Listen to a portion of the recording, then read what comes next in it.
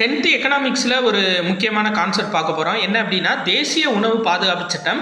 இந்திய நாடாளுமன்றத்தில் தேசிய உணவு பாதுகாப்பு சட்டம் இயற்றப்பட்ட ஆண்டு 2013. சரிங்களா?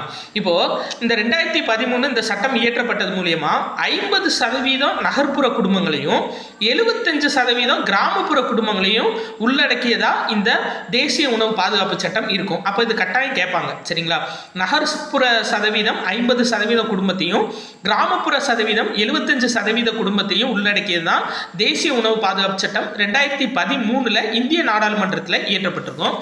இதுவே இந்த தேசிய உணவு பாதுகாப்பு சட்டம் தமிழ்நாட்டில் எப்போ ஏற்றுக்கொள்ளப்பட்டுச்சு அப்படின்னா 3 வருஷம் கழிச்சு 2016 ஏற்றுக்கொள்ளப்பட்டிருக்கும், நவம்பர் 1 அன்னைக்கு. சரிங்களா? அப்போது நாடாளுமன்றத்தில் ஏற்றப்பட்டது 2013, தமிழ்நாட்டில் தேசிய உணவு பாதுகாப்பு சட்டம் ஏற்றுக்கொள்ளப்பட்டது நவம்பர் 1, 2016.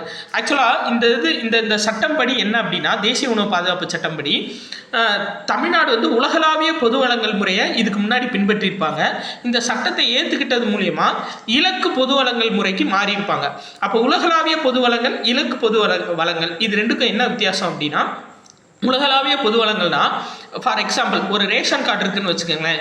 அந்த ரேஷன் கார்டுக்கு எத்தனை பேர் இருந்தாலும் ஒரு 30 கிலோ அரிசினா 30 கிலோ அரிசி கொடுத்துருவாங்க. அதுதான் உலகளாவிய பொது வழங்கல் முறை. பட் இலக்கு பொது வழங்கல் முறை என்ன அப்படின்னா என்னன்னா, ஒவ்வொரு ரேஷன் கார்டுக்கும் ஒரு கிரைட்டீரியா வச்சுருப்பாங்க. இப்போது ஒரு ரேஷன் கார்டில் 2 பேர் இருந்தாங்கன்னா ஒரு ஆளுக்கு 5 கிலோ வீதம் 10 கிலோ தான் தருவாங்க. இப்போ ஒரு கார்டில் 6 பேர் இருக்காங்கன்னா 30 கிலோ தருவாங்க. அதுதான் இலக்கு பொது வழங்கல் முறை. எவ்வளோ பேர் இருக்காங்களோ அதை கொடுக்கறது இலக்கு பொது வழங்கல் முறை. ஒரு ரேஷன் கார்டுக்கு இவ்வளோ அமௌண்ட், அந்த ரேஷன் கார்டு இருந்தாவே இவ்வளோ அமௌண்ட் அரிசி கொடுக்கணும் அப்படின்றது உலகளாவிய பொது வழங்கல் முறை.